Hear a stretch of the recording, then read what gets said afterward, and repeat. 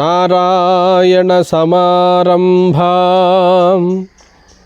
వ్యాసశంకర మధ్యమాం అస్మదాచార్య పర్యంతం వందే గురు పరంపరాం. దివ్యాత్మస్వరూపులైన ప్రియ ఆత్మ బంధువులారా, మనం కొంతకాలంగా ఈ ఆధ్యాత్మిక ప్రవచనములను జరుపుకుంటున్నాము. ఇందులో భాగంగా ఈరోజు మన ప్రస్తావన ఏమనగా, నిష్కామ కర్మయోగం అనగానేమి, భక్తి యోగం అనగానేమి, జ్ఞానయోగం అనగానేమి, ఇవి ఎవరికి బోధించారు అనే అంశములపైన మనం ఈరోజు ప్రస్తావన చేద్దాం. శ్రీమన్నారాయణుడే శ్రీకృష్ణ పరమాత్మగా అవతరించి అర్జునుని నిమిత్తముగా చేసుకొని సమస్త మానవాళికి శ్రీమద్భగవద్గీతను బోధించారు. అందులోని మొదటి భాగమే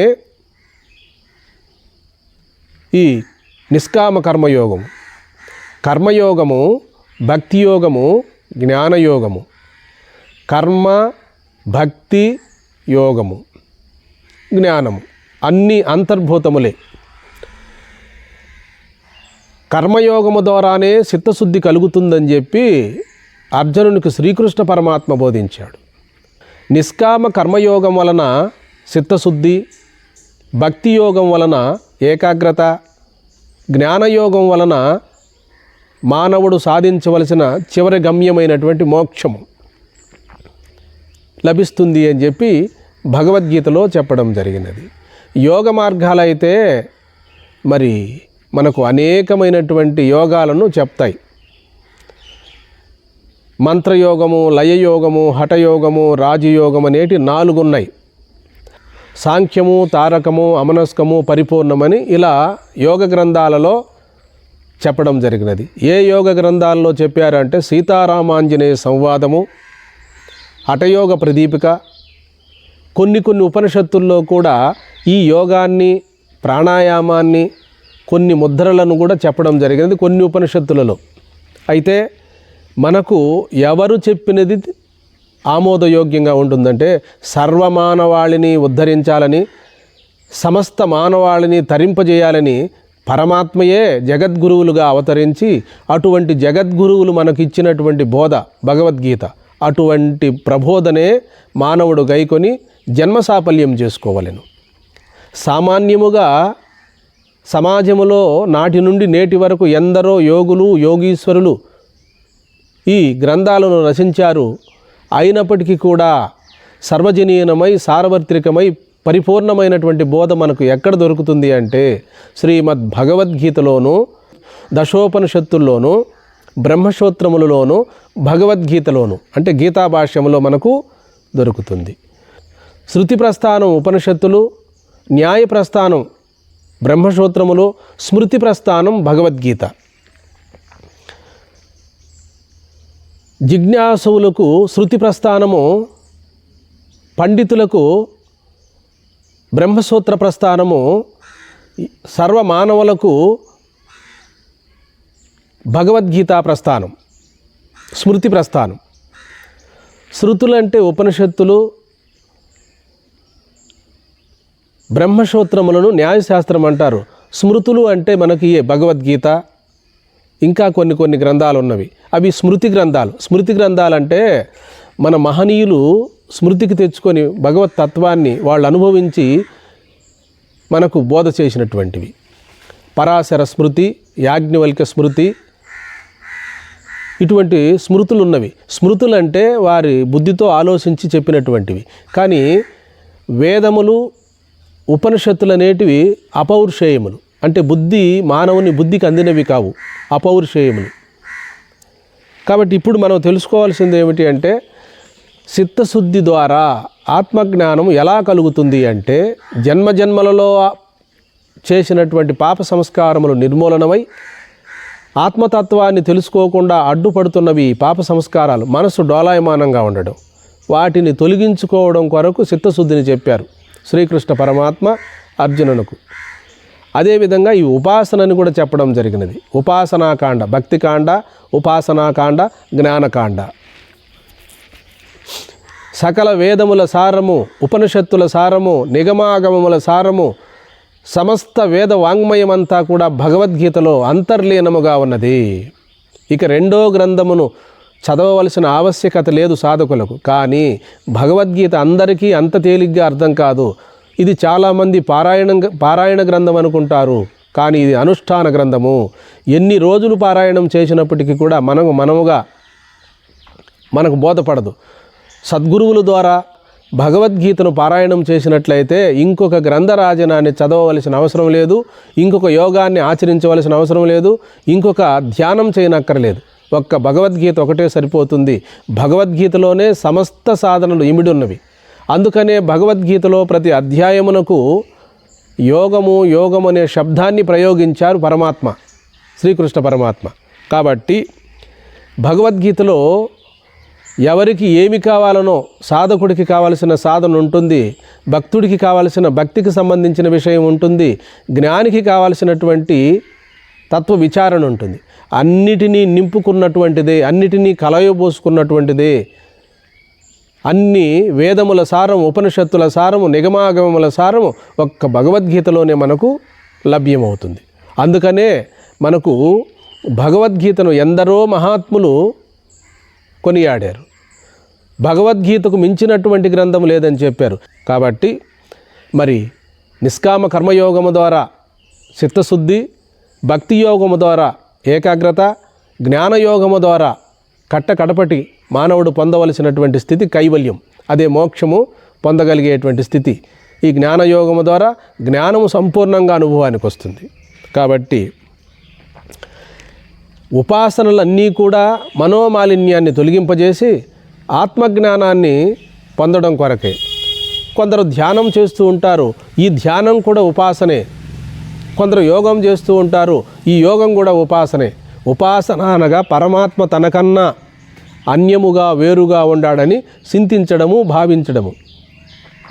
ఇలా చింతన చేస్తూ భావిస్తూ మరణించినటువంటి వారికి సద్గతి కలగదా అంటే కలుగుతుంది.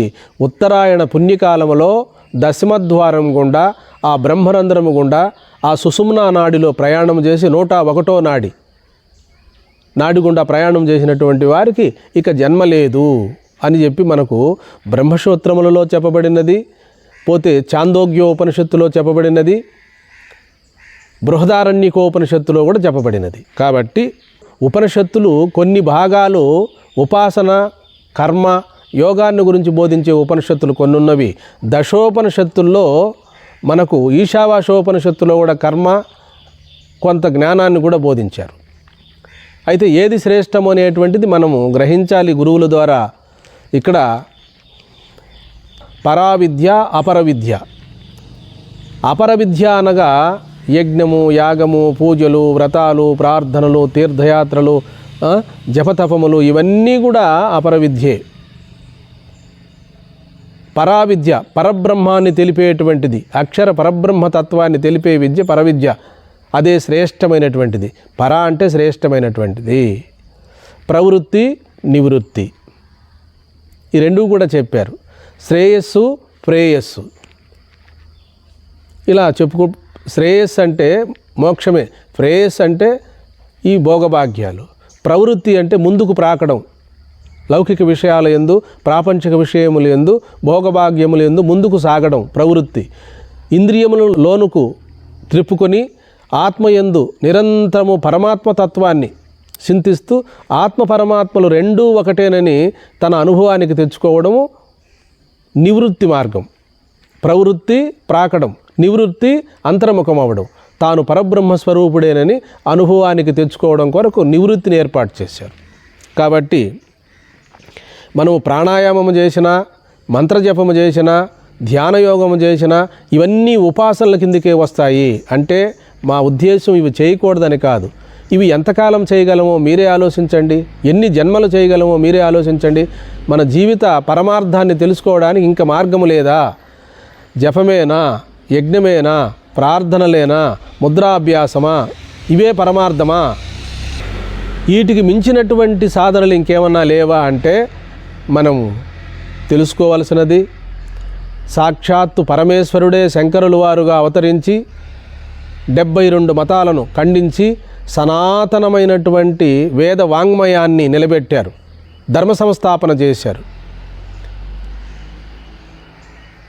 కాబట్టి వారు వేదాంగాలను అన్నిటినీ కూడా చూసి సకల వేదములను సారాన్ని గ్రహించి మానవుడు తరించడానికి ఏకైకమైన మార్గం ఏదని ఒక అద్వైత సిద్ధాంతాన్ని మనకు వరముగా ప్రసాదించారు. ఈ అద్వైత సిద్ధాంతమే పరమగమ్యము, పరమ లక్ష్యము. అద్వైత సిద్ధాంతం అనగా ఏదో కాదు, ఉపనిషత్తులే. ఆ ఉపనిషత్తులనే వేదాంతం అంటారు. ఆ వేదాంతం ఏదో కాదు, అద్వైత సిద్ధాంతమే. అద్వైత సిద్ధాంత ప్రతిష్టాపకుడైనటువంటి జగద్గురు శంకరాచార్యులు వారిని మనము చెప్పుకోక తప్పదు. కాబట్టి వారు ఉపనిషత్తులను, బ్రహ్మసూత్రములను, భగవద్గీతను మనకు అందించారు. ఇదే ఏకైకమైనటువంటి బ్రహ్మ విద్యను పొందేటువంటి మార్గము. కాబట్టి శృతి ప్రస్థానము, న్యాయ ప్రస్థానము, స్మృతి ప్రస్థానం.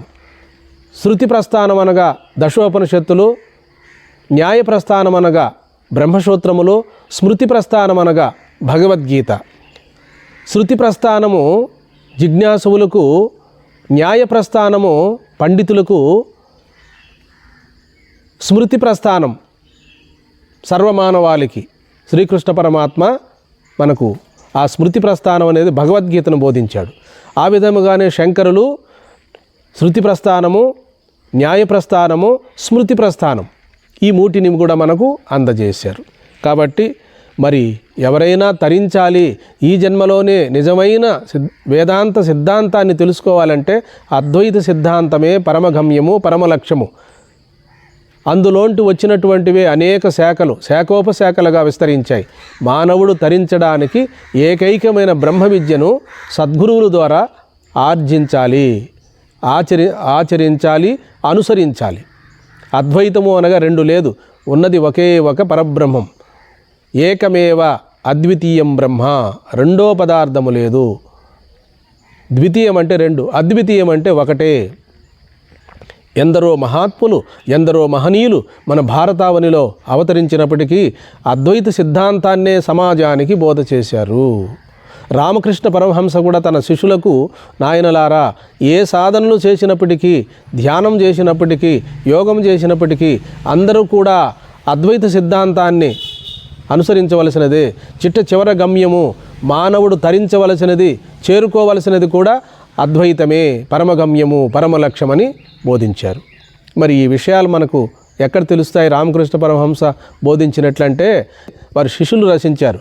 2 వాల్యూమ్స్ ఉన్నాయి.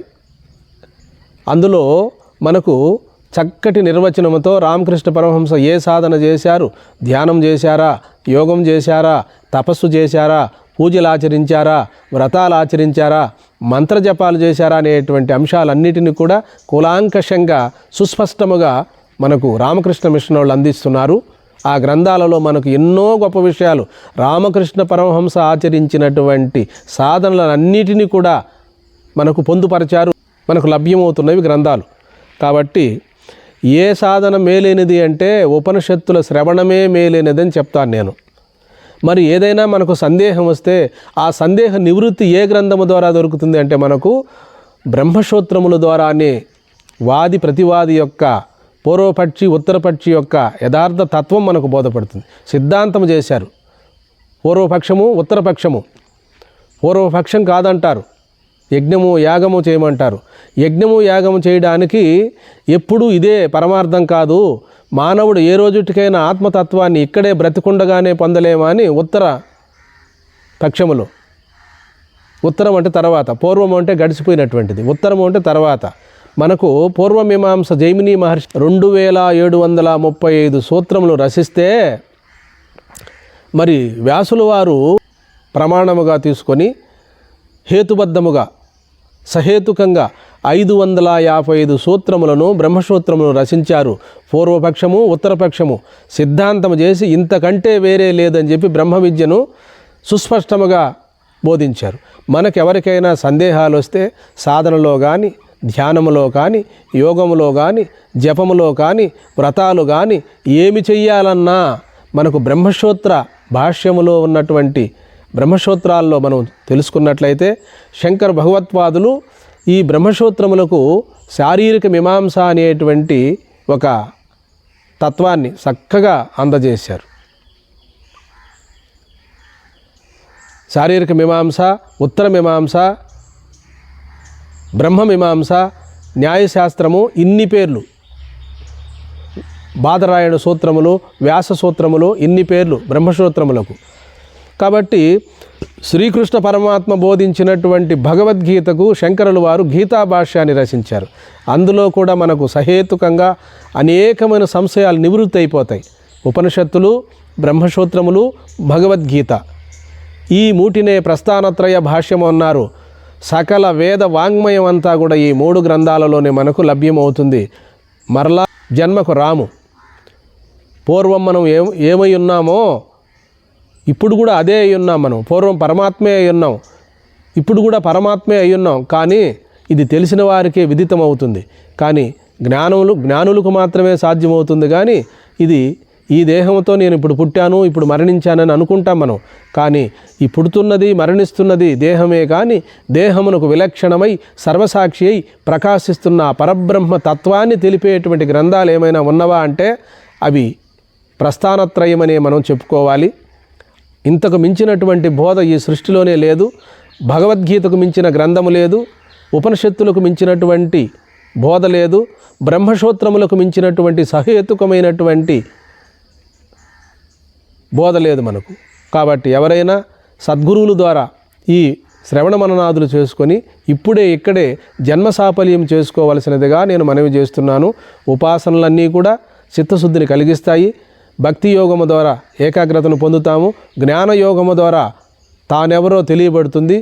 తెలిసి ఇక్కడే తాను పుట్టను లేదు, తాను మరణించడం లేదు అని జీవించి ఉండగానే జీవన్ముక్త స్వరూపులై మిగిలిపోతాం. కాబట్టి నిజమైన బోధను సద్గురువుల ద్వారా గ్రహించి మరి వారికి సేవ చేసి బ్రతికుండగానే తాను పరమాత్మ స్వరూపుడేనని చెప్పి తెలుసుకొని నిరంతరము ఆ బ్రాహ్మీ స్థితిలో మిగిలిపోగలరనే నేను మనవి చేసుకుంటున్నాను. హరి ఓం.